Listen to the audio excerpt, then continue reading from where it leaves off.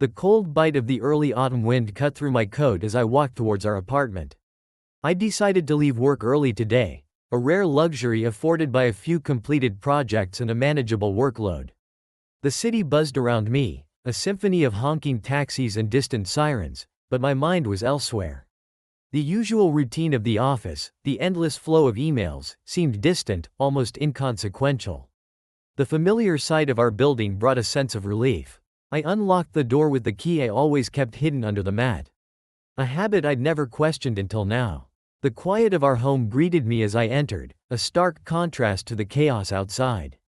I was expecting the usual empty silence, perhaps a hint of dinner being prepared, but what I found was far from normal. I dropped my keys on the side table and called out, "Emily, I'm home early." There was no response, only the soft hum of our air conditioning system.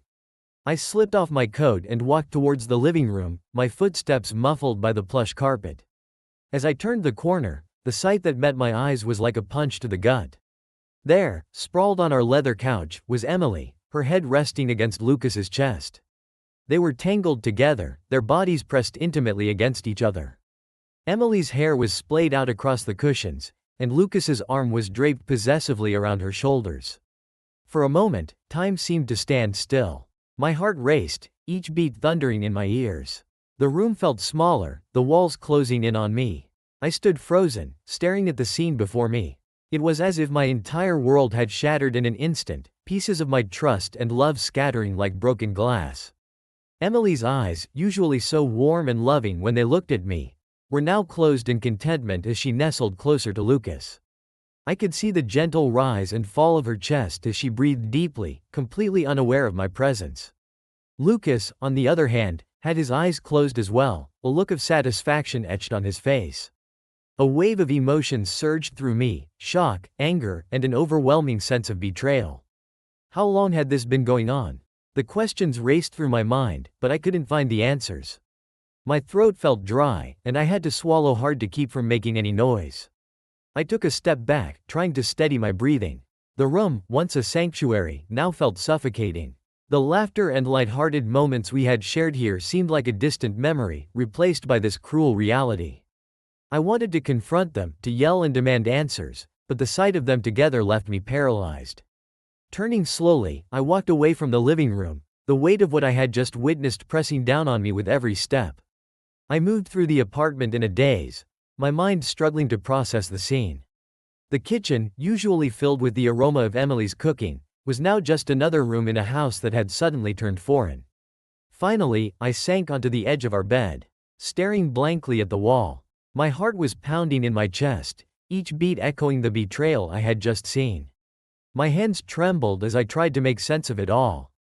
The trust I had built over 10 years of marriage was crumbling, and I was left with a hollow feeling of devastation. The realization hit me like a freight train. The life I thought I knew, the love I believed was steadfast, had been a lie. I was standing on the precipice of a new reality, one that was both frightening and incomprehensible. And in that moment, as I sat alone in the dimly lit room, I knew that nothing would ever be the same again. The sound of my breathing was the only thing that accompanied me in the dead silence of our bedroom. I sat on the edge of the bed, staring at the wall with a sense of numb disbelief. The image of Emily and Lucas intertwined on the couch was seared into my mind, a painful reminder of what I had just witnessed. Each memory of their intimacy felt like a fresh wound, reopening with every fleeting thought. For hours, I remained there, motionless, as the initial shock slowly gave way to a tempest of emotions. Anger surged through me like a relentless storm. I clenched my fists, my knuckles turning white, fighting the urge to lash out. The anger wasn't just directed at Emily and Lucas but at myself for being so blind, so trusting. Despair followed closely behind. The love I had invested in this relationship, the countless dreams and plans for the future, all seemed to crumble before my eyes. I felt as if I was adrift in a sea of sorrow, with no land in sight. The emptiness was overwhelming, a gnawing void where once there had been certainty and hope. Amidst the chaos of my emotions, a strange calm began to form. I knew that confronting Emily and Lucas in my current state of mind would only lead to more pain and confusion.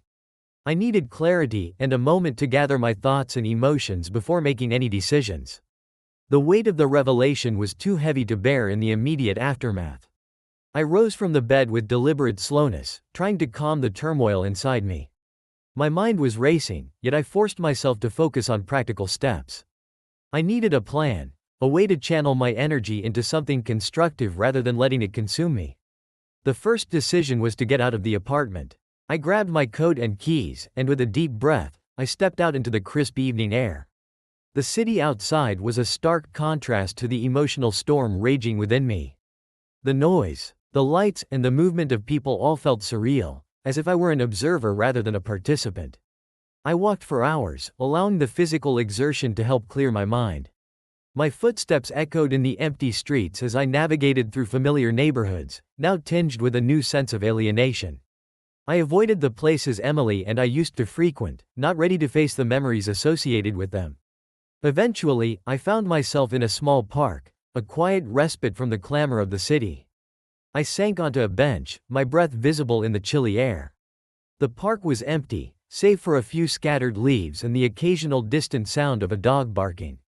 The solitude was a welcome change, offering a moment of peace amidst the storm. Sitting there, I allowed myself to reflect on the situation. I was tempted to indulge in thoughts of revenge, to imagine all the ways I could confront Emily and Lucas. But I knew that this would only prolong my suffering. I needed to focus on myself, to rebuild the parts of me that had been shattered. The next few days became a blur of routine and reflection. I threw myself into work, using it as a distraction from the emotional turmoil. My colleagues noticed my distraction, but I brushed off their concerns with practiced ease. I knew I couldn't afford to let anyone see the extent of my pain. I started to establish a new routine, one that centered around taking care of myself. I began jogging in the mornings, finding solace in the rhythmic pounding of my feet against the pavement.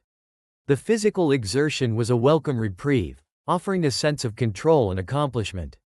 In the evenings, I would sit in silence, working on projects around the apartment that I had previously ignored. I focused on small tasks, organizing bookshelves, and fixing leaky faucets, simple things that helped me reclaim a sense of order in my life.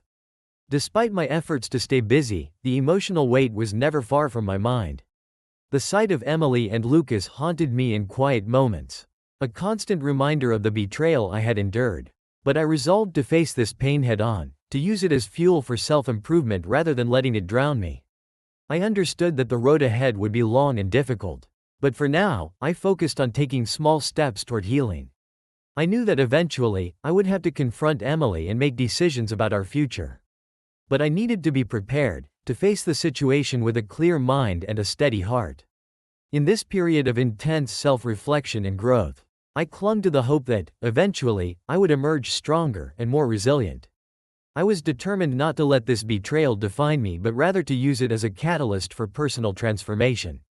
The cold wind had turned warmer by the time I decided it was time to make a change. The gym was a place I had only ever associated with those who were looking to improve their physical health or relieve stress, but now it felt like my sanctuary, a place where I could escape the relentless torment of my thoughts. One gray morning, I found myself walking into a modest gym just a few blocks from our apartment. The building itself was unremarkable, brick exterior, simple signage, and a small glass door that opened into a space filled with the faint echo of clinking weights and the hum of treadmills. I took a deep breath, steeling myself for what I was about to commit to. The interior was surprisingly inviting, with polished floors and walls adorned with motivational posters. A friendly-faced receptionist greeted me as I entered. Her name tag read, Sarah, and she had a warm smile that did little to alleviate the cold knot in my stomach. "Hi there, looking to get started?" she asked, her voice bright and welcoming. I nodded, trying to mask the heaviness in my voice. "Yes, I'd like to sign up for a membership." Sarah led me through the paperwork, explaining the different membership options and classes available. I signed up for a basic package, which included unlimited access to the gym and a few personal training sessions. It wasn't long before I was handed a key card and given a brief tour of the facility.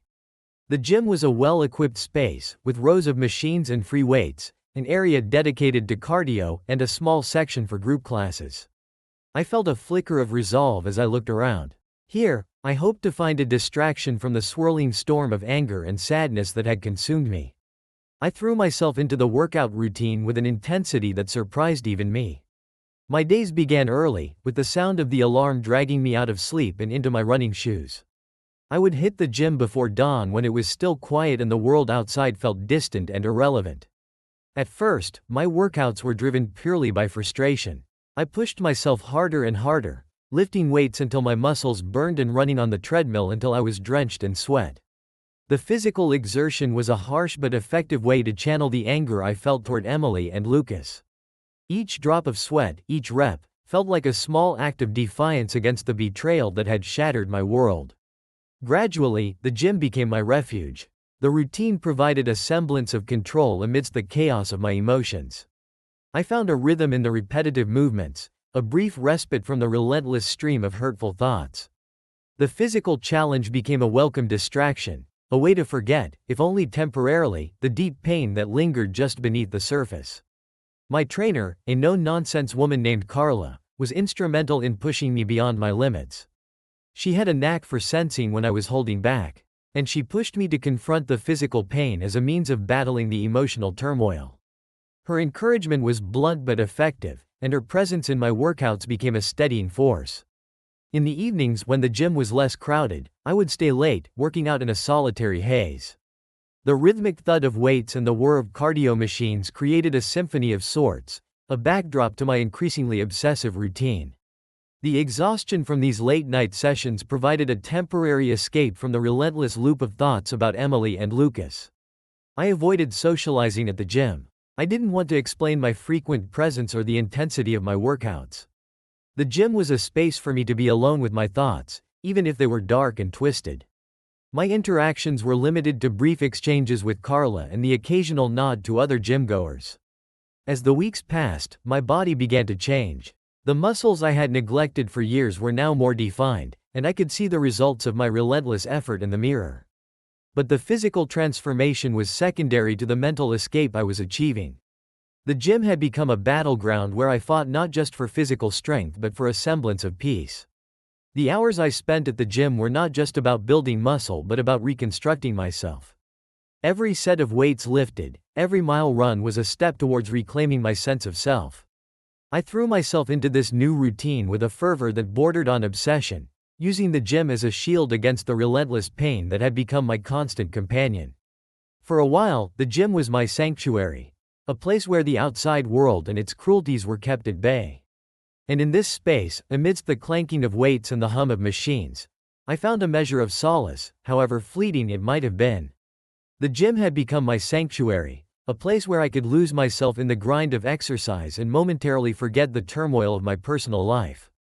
I had settled into a rigid routine, waking up early to hit the gym and working out with a single-minded focus that left little room for anything else. The routine was comforting in its predictability, and I relished the feeling of control it gave me. One late afternoon, as I was finishing up an intense session of weightlifting, I noticed a new face in the gym. He was working out in the corner, lifting free weights with a calm precision that contrasted sharply with the intensity of my routine. His build was solid, his movements efficient, and he had an air of quiet strength about him. I didn't think much of it at first, focusing instead on my final set of deadlifts.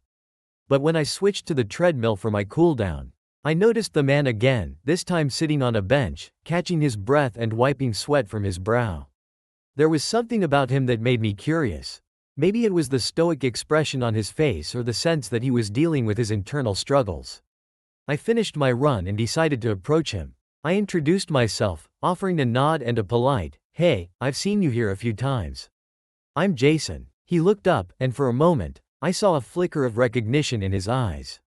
"Mark," he replied, extending a hand. "Nice to meet you." We shook hands, and I could tell there was more to Mark than met the eye. He seemed like someone who carried a weight on his shoulders, much like I did. I decided to break the ice with a simple question. "How long have you been coming here?" "About 6 months," Mark said, his voice steady but with a hint of weariness. "I started coming here to deal with some personal stuff." The vague answer intrigued me. I had been looking for a distraction from my pain and figured that maybe talking to Mark might provide some insight or companionship. "I know what you mean," I said. "I've been using this place to keep my mind off things." "Seems like you've been through something similar." Mark nodded, his gaze distant. "Yeah, you could say that." He paused as if weighing whether to share more. I went through a rough patch recently. My wife, she had an affair. It completely turned my world upside down. The honesty in his voice was striking. I could see the pain in his eyes, and it resonated with my own experience. I'm sorry to hear that. I said, I'm going through something similar. My wife, she's been unfaithful too. Mark's expression softened, and he gestured to the space beside him. Want to talk about it? Sometimes it helps to share. I sat down next to him, grateful for the opportunity to finally open up about what I had been going through. I walked in on her with someone else, I began, my voice trembling slightly. It's been a few weeks now, and I've been trying to find ways to cope. The gym has become my refuge. Mark listened intently, nodding as I spoke. When I finished, he took a deep breath. It's good that you've found a way to cope. For me, it was a similar story. The gym became my escape too. I started coming here to deal with the anger and sadness. We talked for hours, sharing our stories and finding common ground in our experiences. Mark's perspective was both comforting and enlightening. He had channeled his pain into a rigorous fitness regimen, much like I was doing. It was clear that while we were dealing with different aspects of the same betrayal, the emotional impact was strikingly similar. As we continued to talk, I learned that Mark had been through intense therapy and counseling sessions to help him navigate his feelings. He spoke about the importance of finding support and not letting anger consume you. His words were a balm to my wounded soul, offering a sense of solidarity that I hadn't found elsewhere. Our conversation naturally led to a friendship. We began meeting regularly at the gym, pushing each other through workouts and sharing our struggles. Mark's presence became a stabilizing force in my life. He was someone who understood the depth of my pain and offered empathy without judgment. Our talks became a crucial part of my routine, providing not just distraction but also perspective.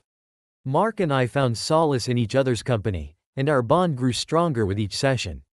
We supported each other through the emotional roller coaster, sharing victories and setbacks, and celebrating small successes in our journeys. Mark's story and his approach to dealing with betrayal inspired me to look at my situation differently. He encouraged me to focus on personal growth and to avoid letting anger dictate my actions. It was advice I took to heart, as I began to channel my energy into constructive pursuits, including planning my next steps with a clearer, more composed mindset. As we wrapped up our workout sessions, I found myself feeling a renewed sense of purpose.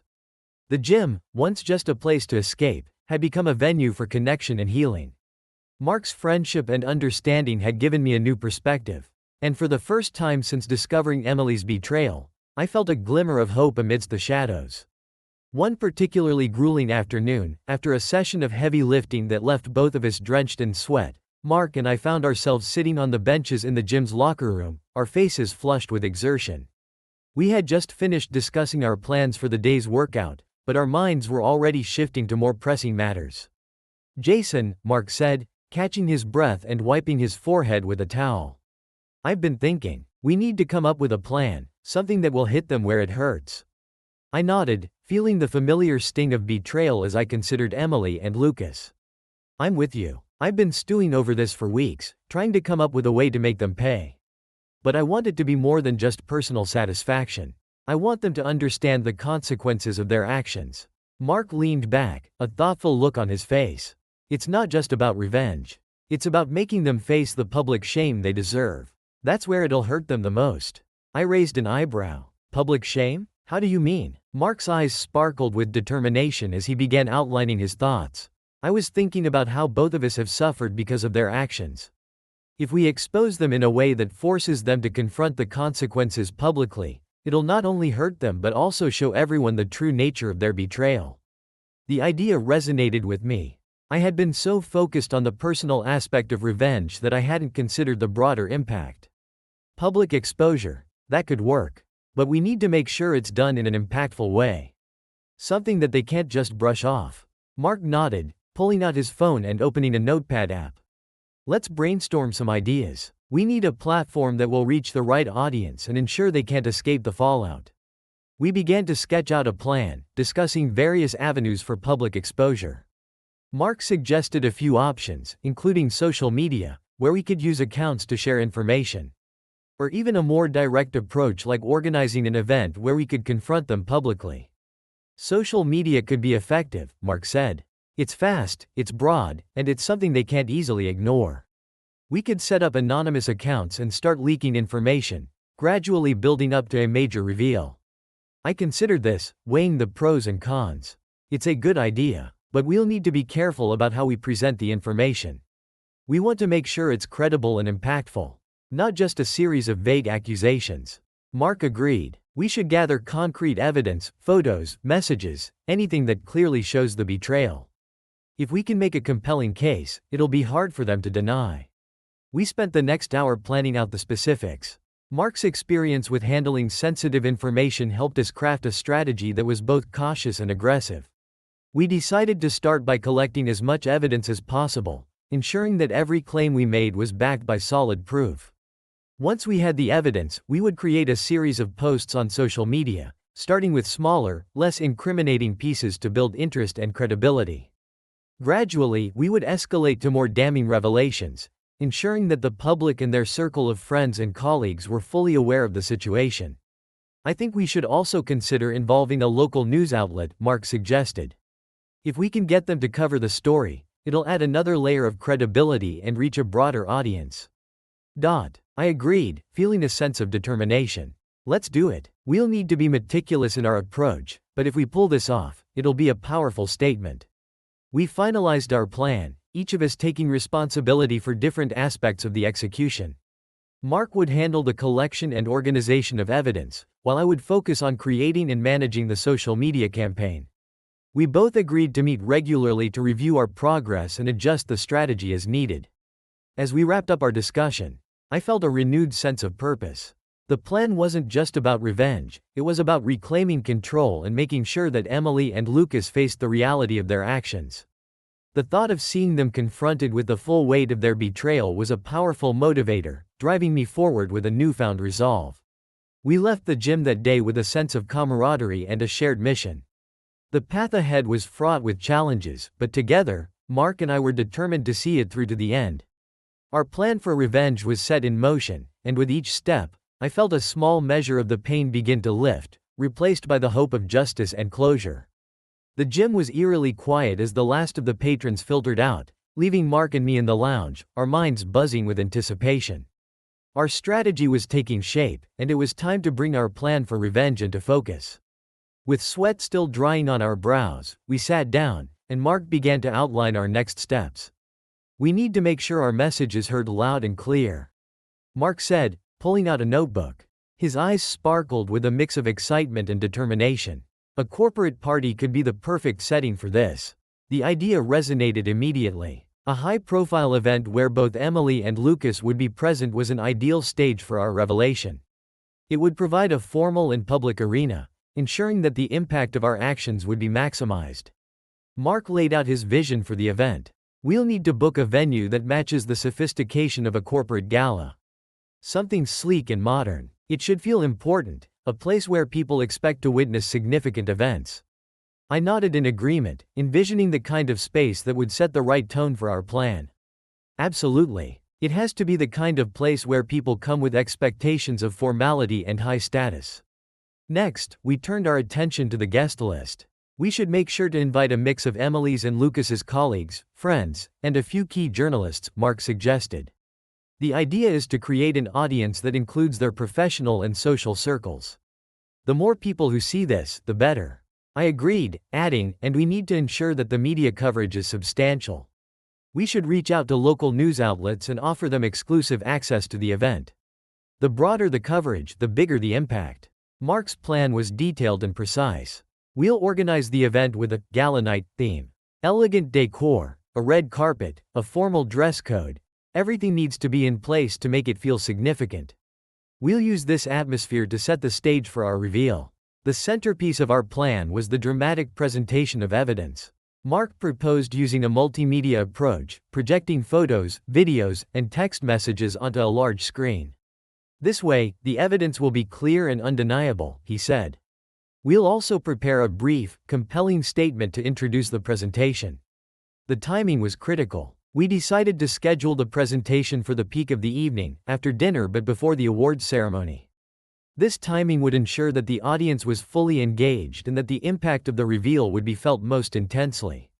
We also addressed the logistical aspects.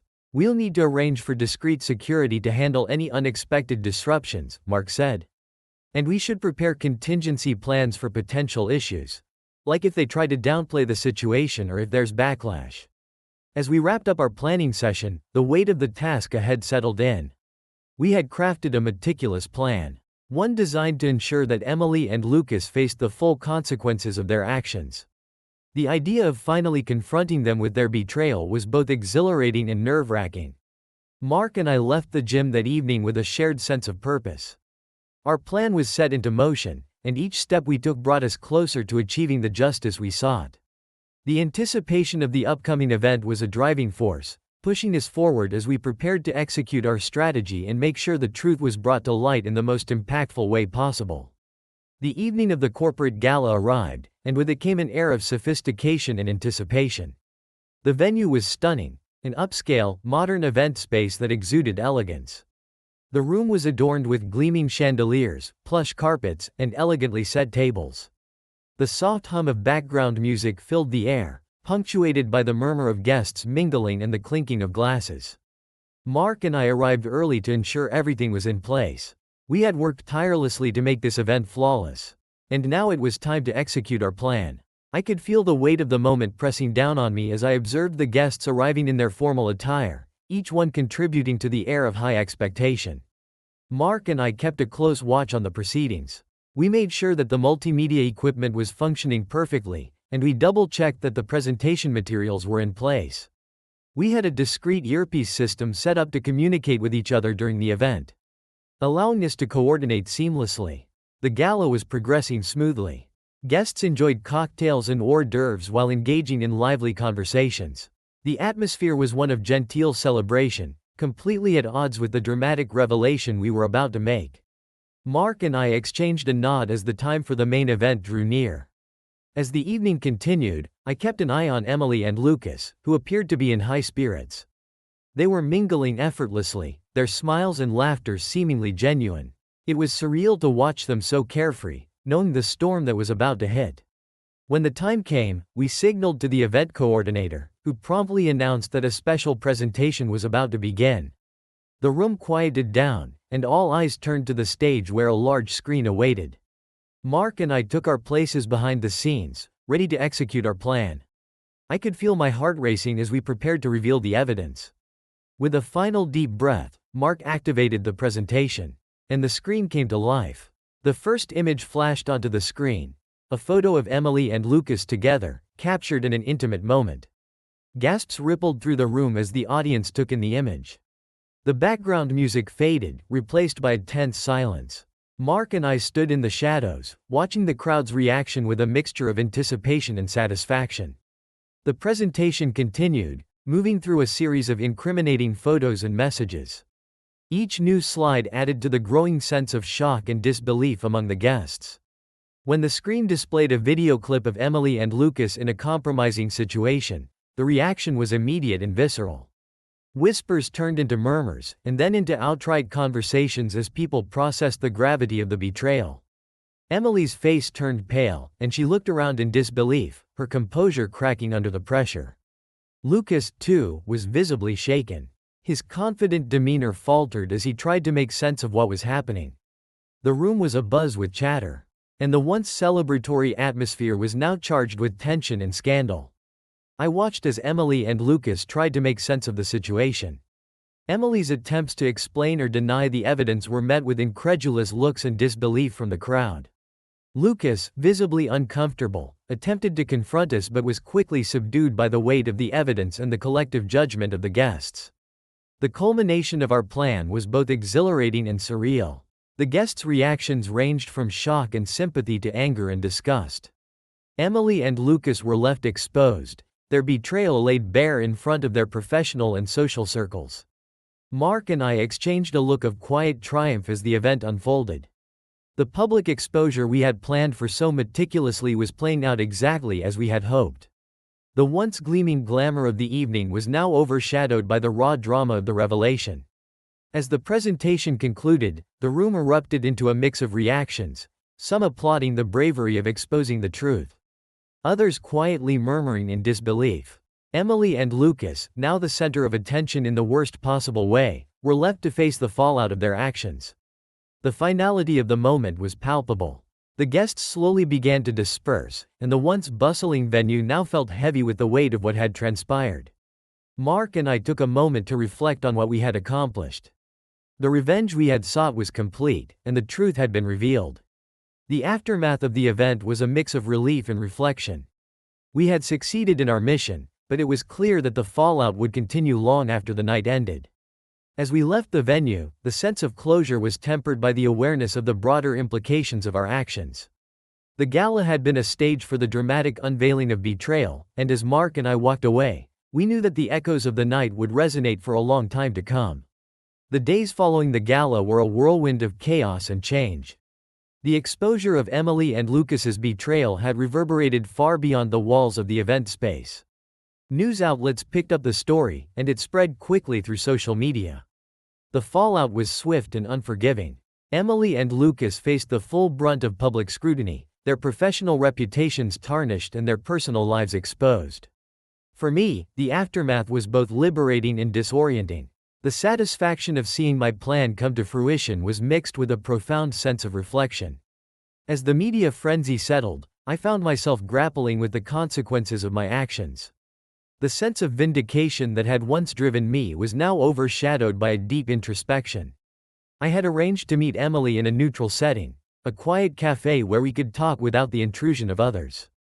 The atmosphere was subdued, a stark contrast to the high drama of the gala.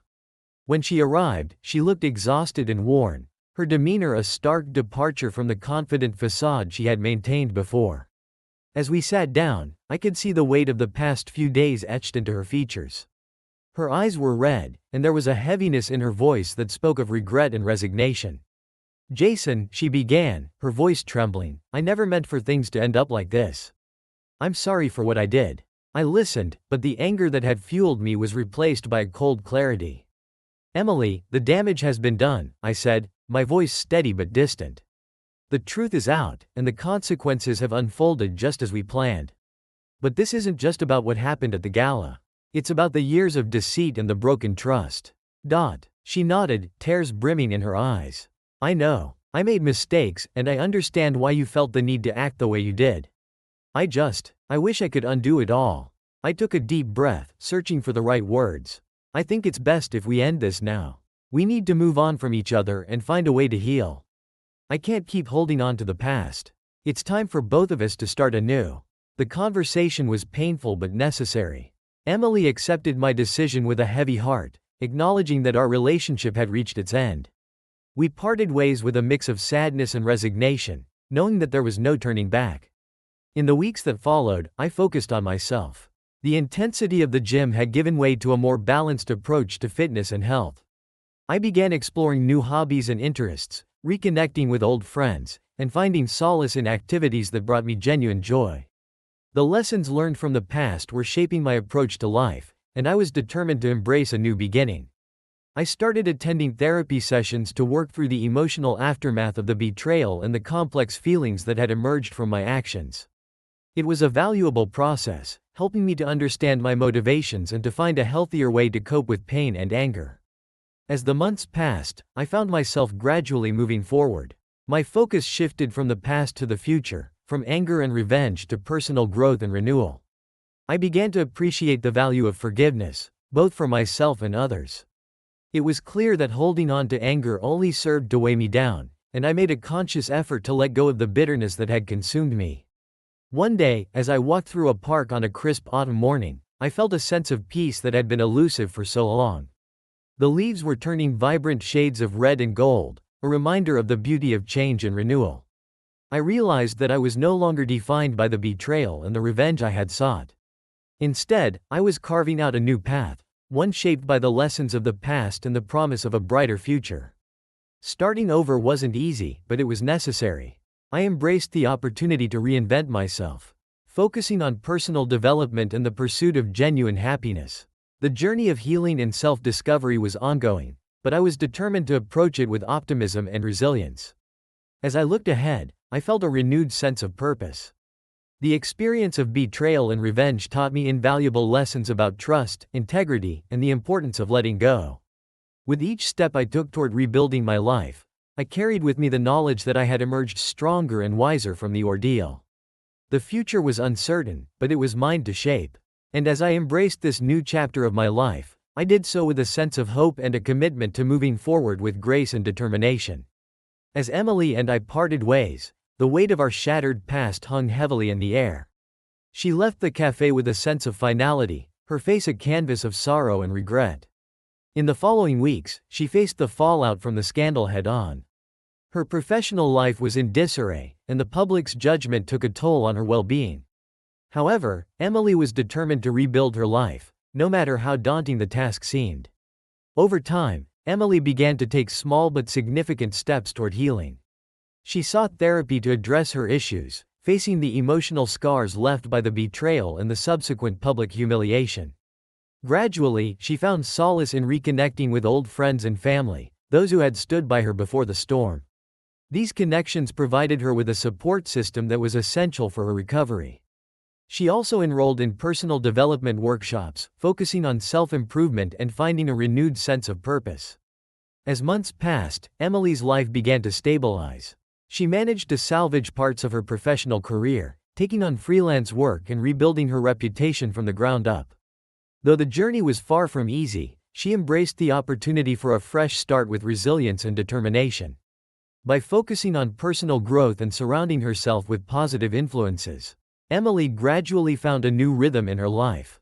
While the scars of the past would never completely fade, she learned to live with them, using her experiences as a foundation for a more balanced and fulfilling future.